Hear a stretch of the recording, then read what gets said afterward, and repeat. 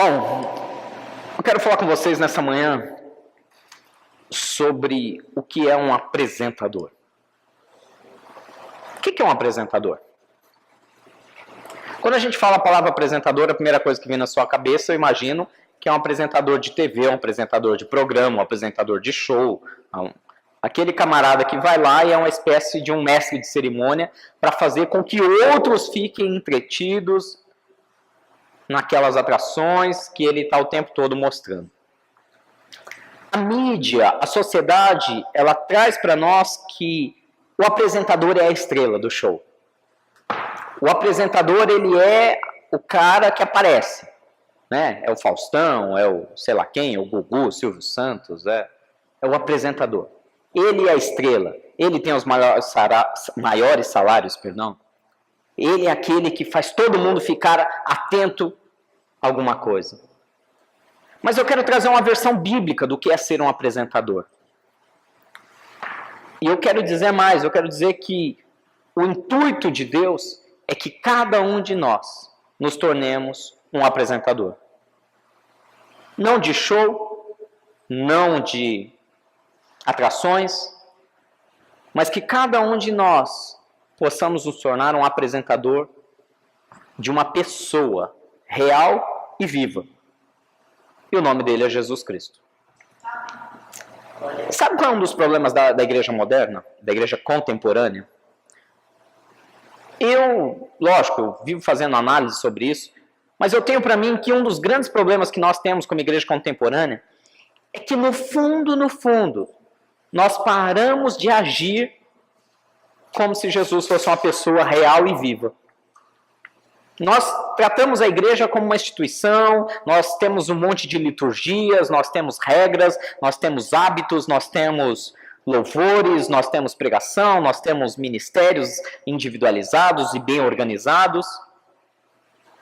E nós fazemos tudo isso por quem? Por nós. Em parte eu não vou ser hipócrita, sim, em parte por nós. Nós queremos a presença de Deus, nós queremos a bênção de Deus, nós queremos ter paz, queremos ter alegria, queremos ter gozo. Então, em partes, tudo do que nós fazemos aqui numa igreja, e não vamos ser hipócritas, em parte, muito do que nós fazemos é para o nosso próprio bem, para o bem da nossa própria família. Mas qual é o alvo maior, o intuito maior de uma igreja? Glorificar a quem? A Deus. Mais especificamente, pelo que a palavra de Deus fala, que todo louvor e glória deve ser dado a um nome. O nome que está sobre todo nome, o nome de Jesus.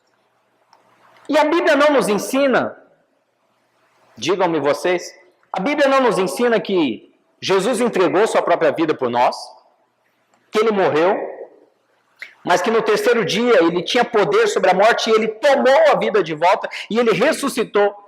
E a Bíblia também não nos ensina dizendo que ele, depois de haver ressuscitado, andou por 40 dias entre os seus discípulos, fazendo outros sinais e maravilhas, e depois ele ascendeu ao céu diante dos olhos deles, vivo, ele ressuscitou, e ele ascendeu aos céus, e diz a palavra de Deus que ele está hoje sentado à direita de Deus, de onde eles governam todos os tronos.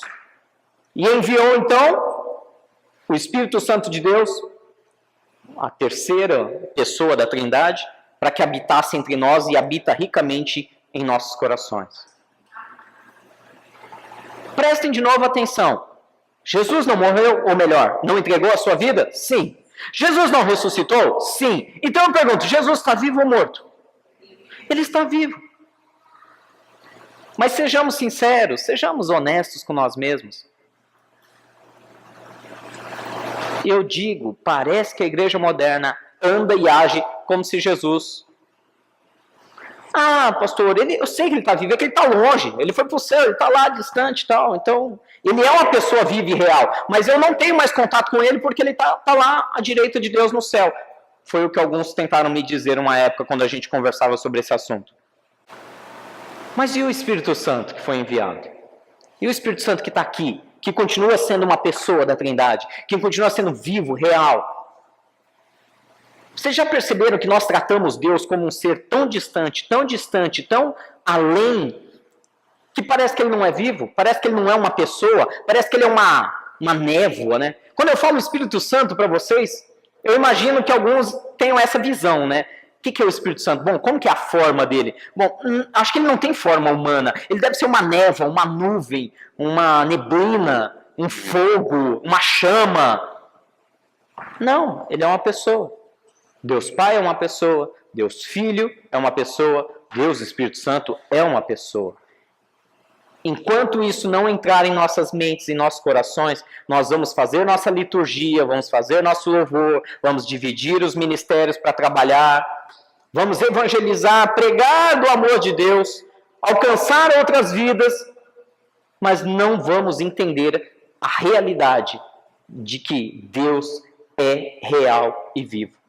Se Ele é real e vivo, como eu sou real e estou vivo, como você é real e está vivo, a Bíblia relata que é importante o papel de um apresentador. Eu vou dar um exemplo. Quem apresentou a sua esposa ou seu esposo para você? Quem foi a pessoa que te fez conhecê-lo? Foi do nada? Não, eu estava lá, né, numa festa e eu cheguei junto. Pode ser. Eu estava lá navegando pela internet, eu vi a foto e falei, é esse, é essa. Deus, vai à frente. Ou você pode ter sido apresentado, alguém pode ter te apresentado. Um amigo, uma amiga, um tio, um primo, uma prima, um irmão. Você se recorda desse dia? Se recorda do dia que você conheceu a pessoa com quem você se casou? Talvez você não dê a mínima para quem te apresentou, você nem lembra, mas, puxa, quem foi que me apresentou? Mesmo não lembra.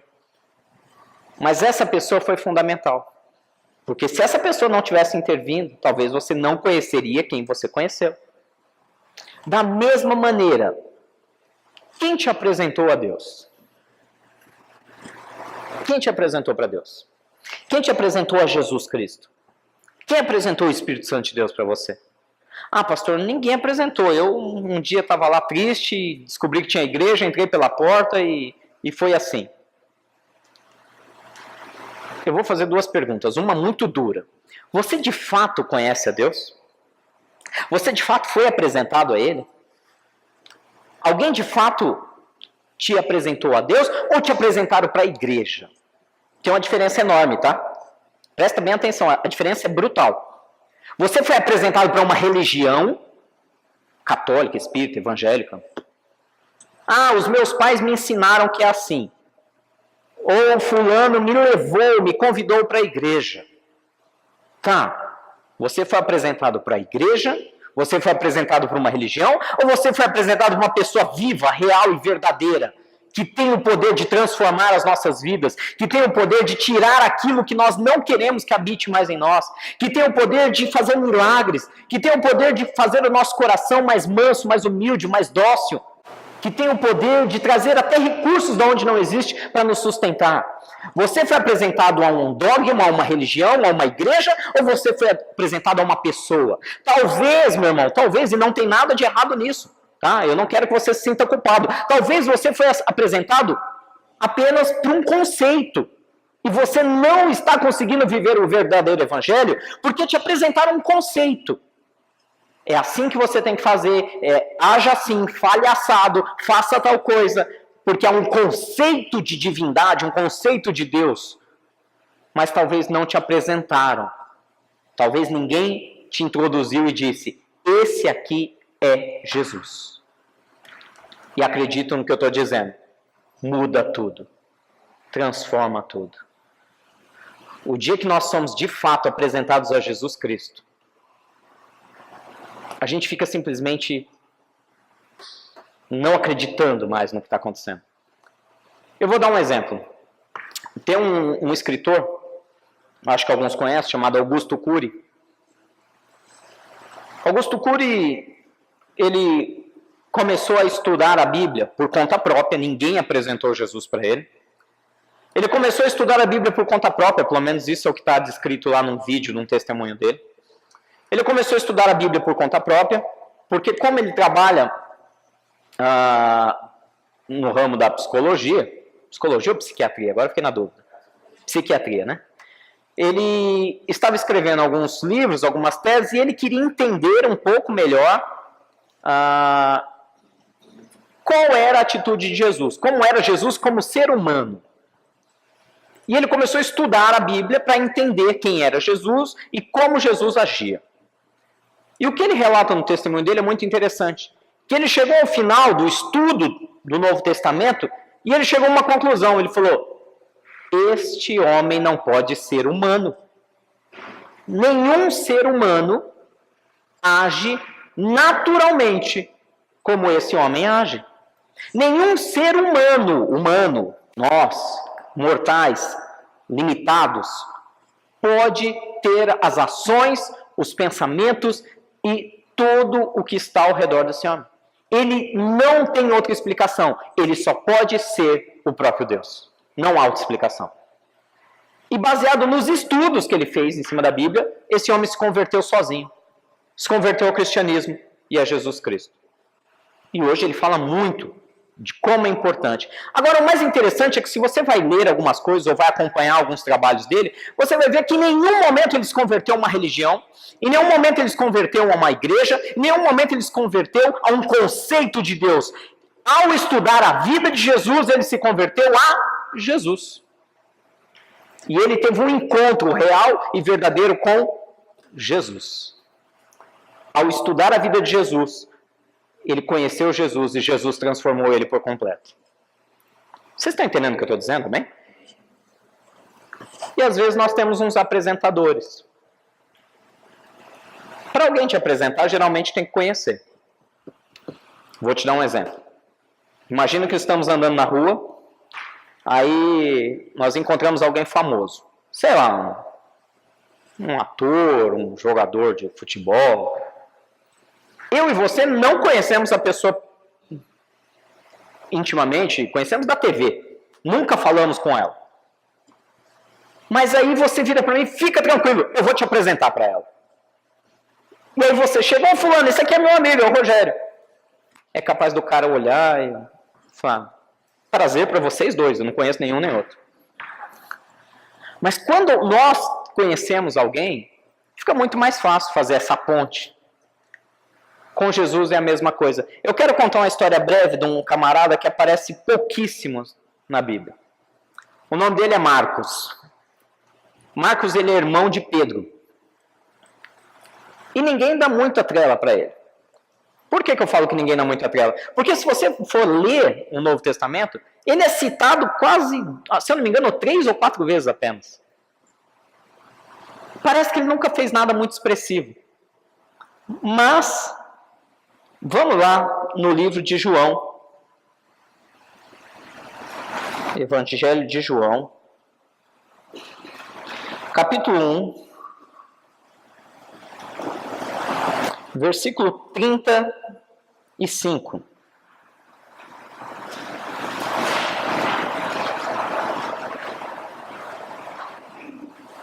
Eu falei Marcos? André. Onde que eu estou com o Marcos na cabeça? É André que é irmão de Pedro. Meu Deus, me perdoem. Eu estou precisando de férias. Semana que vem, se Deus quiser. André que era irmão de Pedro, não Marcos. André é quase muito pouco citado na Bíblia, você não vai ouvir falar nada sobre ele, a não ser essas duas passagens que nós vamos ler. Evangelho de João, capítulo 1, versículo 35 ao 37, diz assim. No dia seguinte, João Batista, estava ali novamente com 2 dos seus discípulos. Quando viu Jesus passando, disse, vejam, é o Cordeiro de Deus. Jesus sabia quem era João, João sabia quem era Jesus, amém? E automaticamente ele bradou, vejam, falou para os 2 discípulos dele, aquele ali é o Cordeiro de Deus que eu estou anunciando, aquele ali é o homem de quem eu tenho falado, ele é o Deus vivo. Versículo 37, ouvindo dizer isso, os 2 discípulos seguiram a Jesus. Versículo 38, voltando-se e vendo Jesus que os 2 discípulos o seguiam, perguntou-lhes, o que vocês querem? E eles disseram, Rabi, que significa mestre, onde estás hospedado? E respondeu ele, venham e verão. Então foram, por volta das 4 horas da tarde, viram onde ele estava hospedado e passaram com ele aquele dia. Versículo 40. André, não Marcos, André, irmão de Simão Pedro, era um dos dois que tinham ouvido o que João dissera e que haviam seguido a Jesus. O primeiro que ele encontrou foi Simão, o seu irmão, e ele lhe disse, achamos o Messias, isto é, o Cristo, e o levou a quem? A Jesus. Jesus olhou para ele e disse, você é Simão, filho de João, e será chamado Cefas, significa Pedro. Até aí, amém? O que a gente ouve falar de André? Isso. Ele estava com João Batista, caminhando. João Batista apresentou ele para Jesus, falou, aquele é Jesus. Ele seguiu a Jesus. Ele passou o dia com Jesus. E logo em seguida, diz que o primeiro que ele encontrou foi Simão, o seu irmão, Pedro. E o que ele fez? Pedro, meu irmão, você não vai acreditar. Achamos ele. Ele quem? O Messias. Achamos o Cristo. Eu preciso te mostrar. Vamos lá. E o levou a Jesus, é o que está escrito. O apresentou a Jesus. Parece uma coisa simples. Quem foi Pedro? Quem foi Pedro? Um dos 12 discípulos, juntamente com André. Aquele cara que fez a grande declaração dizendo, tu és o Cristo, o Filho do Deus vivo. Aquele cara que Jesus disse, porque não foi carne nem sangue que te revelou isso, mas foi o próprio Pai. Eu te darei as chaves dos céus. O que você ligar na terra será ligado no céu. Edificarei a minha igreja sobre essa rocha. Colocou Pedro literalmente ali como um dos líderes do movimento cristão. Pedro, um dos mais notáveis homens servidores de Deus. Por que isso aconteceu? Porque simplesmente o irmão dele virou para ele e falou, esse aqui é Jesus. Achei ele. Você precisa conhecer. O que André fez? O apresentou. A Bíblia só cita depois André de novo, a não ser citando o seu nome como escolhido para discípulo, no livro de João, capítulo 12, versículo 20. João 12, 20, Jesus estava prestes a entrar em Jerusalém, ele já sabia que ia morrer, ele já sabia que seria traído. E estava lá preparando a festa da Páscoa. Versículo 20 fala assim, entre os que tinham ido adorar a Deus na festa da Páscoa, estavam alguns gregos. Eles se aproximaram de Filipe, que era de Betsaida, da Galileia, com um pedido.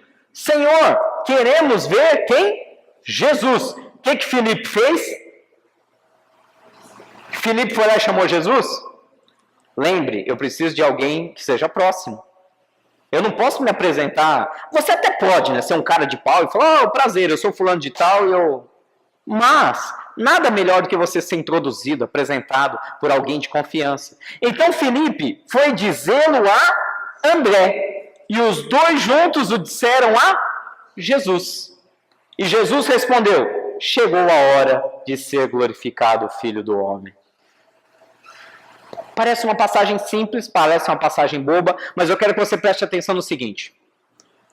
Até então, Jesus só estava pregando para os judeus. Ocasionalmente, um samaritano ou outro que viviam no mesmo território acabavam falando com Jesus e recebendo as suas pregações. Ocasionalmente, um grego, um romano que viviam ao redor de Jesus acabavam recebendo. Estes aqui estavam vindo da Grécia para adorar em Jerusalém e queriam conhecer a Jesus. Parece uma passagem boba, simples, despercebida. Mas o que simboliza este momento? Simboliza a hora onde Jesus profetiza que ele não vai levar a salvação apenas para aqueles que vivem em Jerusalém, apenas para aqueles que professam a fé judaica. É o momento onde Jesus diz, qualquer um, de qualquer nação, de qualquer território, que vier até mim e quiser me conhecer como esses gregos estão fazendo, eu posso ser apresentado a eles. E chegou a hora de ser glorificado o Filho do Homem. Não apenas em Jerusalém, mas em toda a terra. Ou seja, André, num primeiro momento, apresenta Pedro para Jesus, aquele que seria o líder do movimento cristão, logo na sequência, quando Jesus sobe aos céus. E depois, num outro momento, a Escritura mostra que André apresenta homens vindo de outras nações para conhecer a Jesus, simbolizando aquilo que ele vai fazer em toda a terra. E aí, pastor, vamos estudar mais sobre André? Vamos. Se achar qualquer coisa, me avise. Só fala que ele fez isso. Parece pouco para você? Nós não temos ideia do que é ser, ou o poder que é ser um apresentador de Jesus. Primeiro, e aí vem as perguntas um pouco mais duras, nós conhecemos de fato a Jesus ou nós conhecemos uma religião? Você já estudou a vida de Jesus? Já pegou a Bíblia e começou a ler o Novo Testamento como uma história, tentando entender quem era Jesus, como ele pensava, como ele agia, por que ele fazia isso, como ele conseguia fazer isso? Eu já te dou uma resposta: pelo Espírito de Deus. Você já foi apresentado ao Espírito Santo de Deus? Ele já inquietou teu coração a querer transformar uma coisa, a querer abandonar um pecado, a querer ser mais parecido com ele? Comece a estudar sobre o Espírito Santo de Deus. Pega o livro de Atos, vai lendo, vai vendo. Em vários momentos você vai ver, e o Espírito Santo os conduziu, e o Espírito Santo falou, e o Espírito Santo fez, e pareceu bem a nós é o Espírito Santo. Convide ele. Pastor, às vezes eu oro, mas eu não sinto nada, eu não vejo nada, nem vontade eu tenho. Procure um André da vida. Não, eu já conheci ele, eu sei do que você está falando. Seja um André. Apresente Jesus. Não apresente religião, não apresente igreja. Apresente Jesus. Jesus transforma, religião não. Jesus cura, religião não. Jesus liberta, religião não.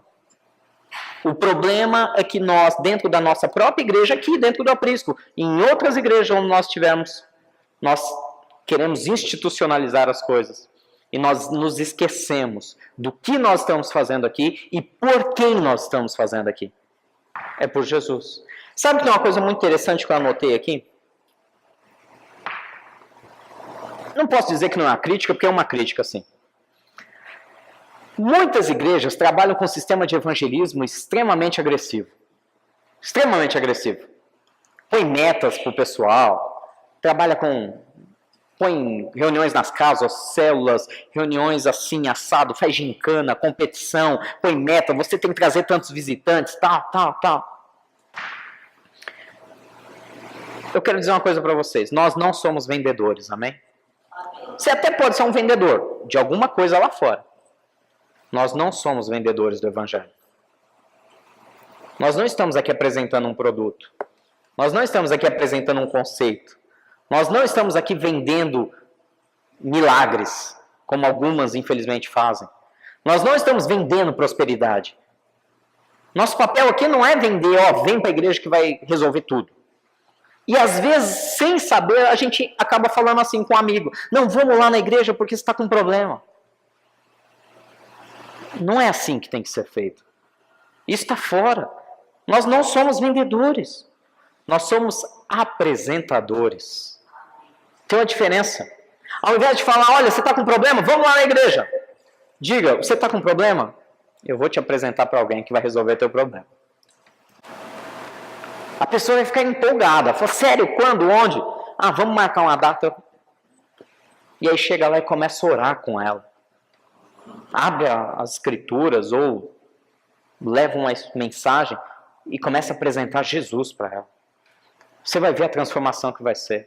Quando Jesus entra numa vida. Meu Deus do céu, eu me lembro do dia que ele entrou na minha. Não vou mentir para vocês. Primeiro eu fui para uma igreja. Primeiro eu fui para um conceito, para uma religião. Mas eu não conhecia Jesus. Eu conhecia as regras. Mas eu não conhecia Jesus de fato. O dia que realmente ele se manifestou de maneira viva e real e íntima para mim, tudo mudou. Eu falei um pouco disso na última pregação. o dia que eu vi Jesus, o dia que Ele falou comigo, o dia que meu coração ardeu e nunca mais deixou de arder por causa daquilo. Tudo muda. Tudo muda. Nós nos tornamos melhores. Até aquilo que você não tinha forças para fazer, você passa a fazer.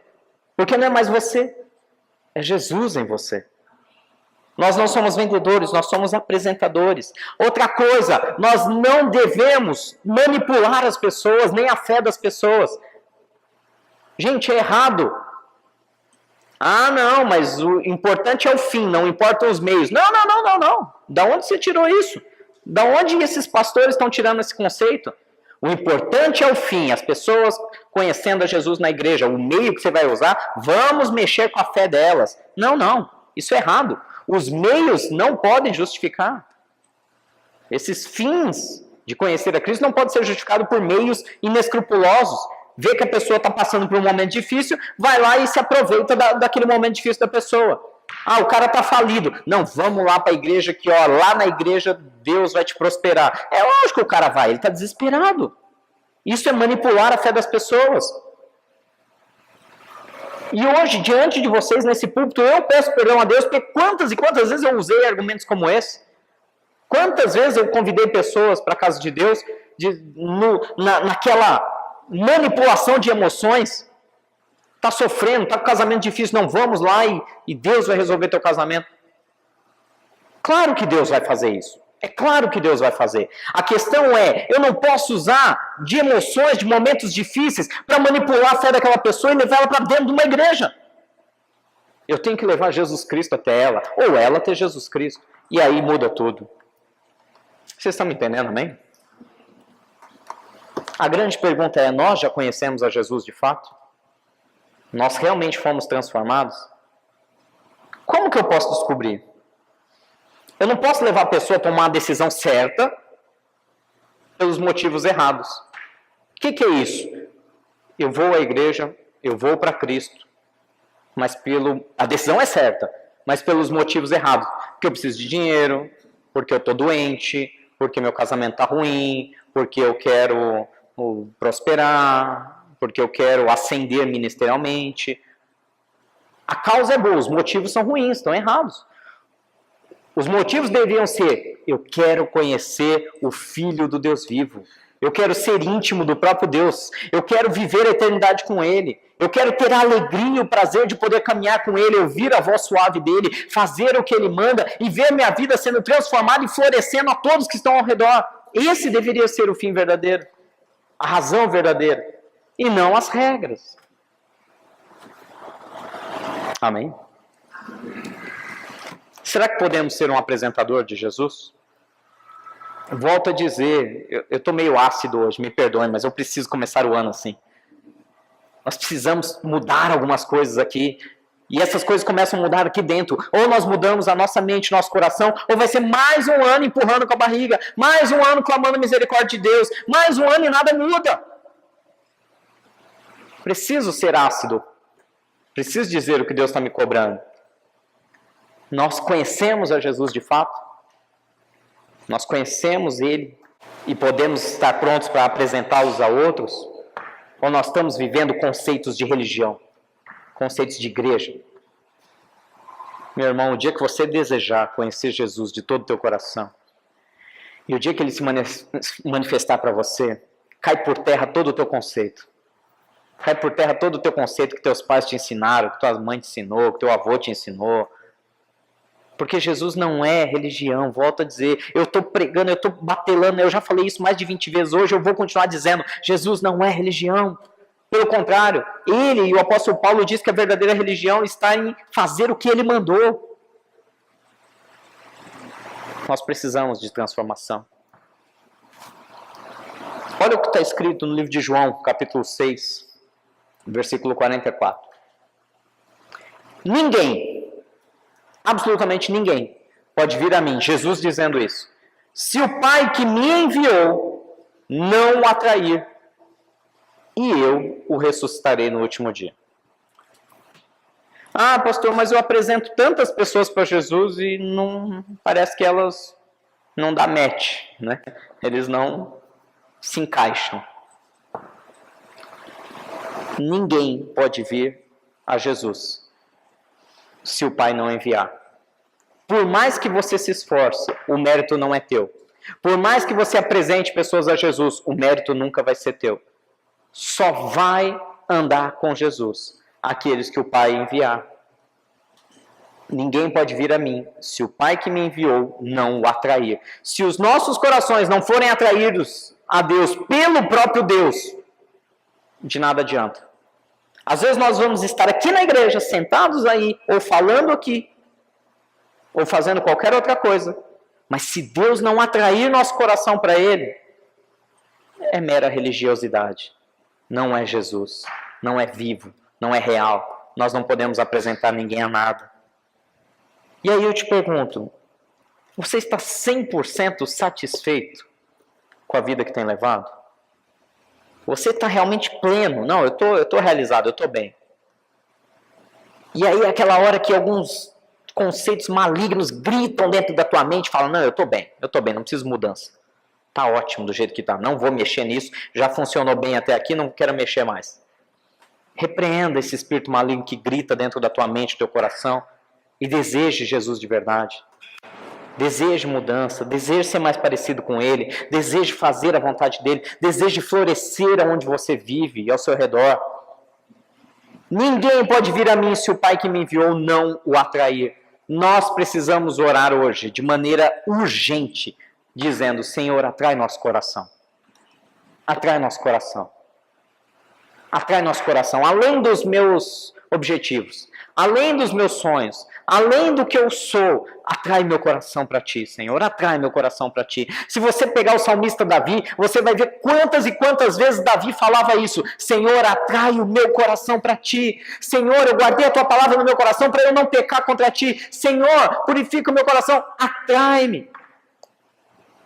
Depois de ter cometido aquele pecado, de ter adulterado com a mulher de Urias, de ter colocado o coitado do Urias na frente da batalha para morrer propositalmente, para ele poder ficar com a mulher do cara.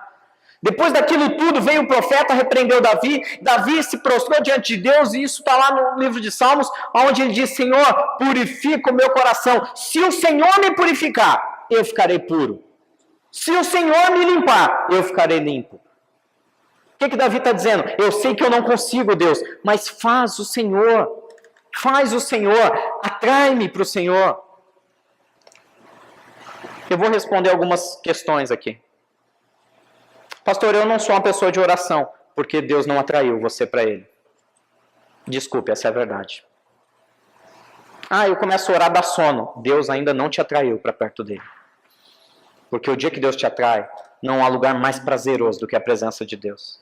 E se deixar, você passa 2, 3, 6 horas direto.